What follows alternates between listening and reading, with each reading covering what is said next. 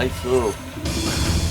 আমি আমি শুয়া শুয়া ভাবতেছিলাম আমি আমি তোমার কাছে যাবো।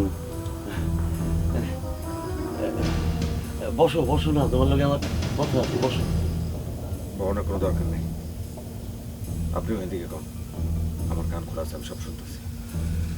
না ওই লটারির টাকাটা নিয়ে আনা আমি ভাবছি খুব।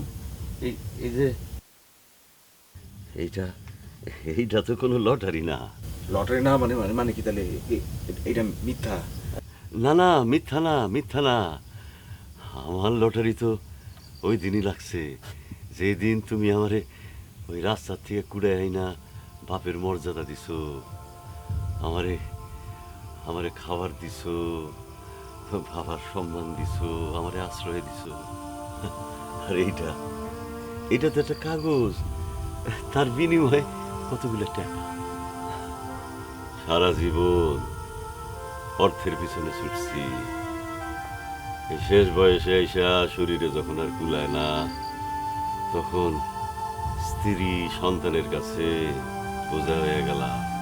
বাড়ির থেকে আমার বাইর করে দিল, আইসব টাকার গন্ধে গন্ধে হাজির হয়েছে। আমি আমি চিনা তখন না চিনার ভান করছি।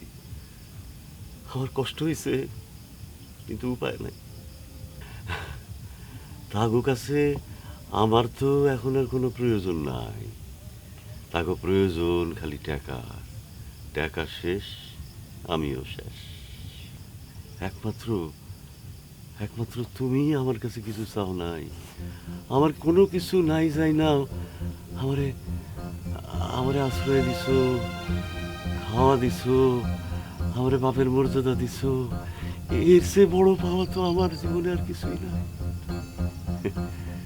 তাই তাই আমি ঠিক করছি, এই আমার লটারির টিকিটটা আমি আমি তোমারে দিয়ে দেব।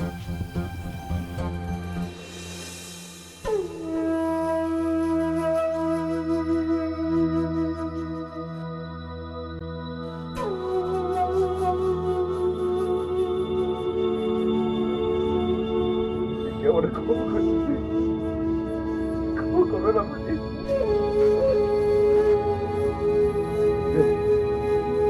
বুঝতে পারছিস না আমি এটা নিয়ে এখানে কেন আসতে যাবো?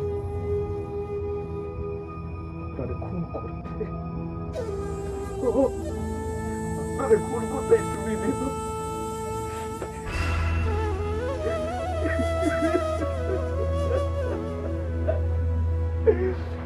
নোবা আমার ধরছিল, নোবা আমার আজকে ভালো ছিল। আপনি তো সবারটা আমার সবারটা বর্ণন হবে না, আমার একদমই সেই সব কথা নাই। আপনি যদি একটা কাজই করুন, আপনি যদি আমার ক্ষমা করে দেন, আমার টাকা পয়সা কিছু লাগবো না। আপনি যদি আমার ক্ষমাটা করে দেন না।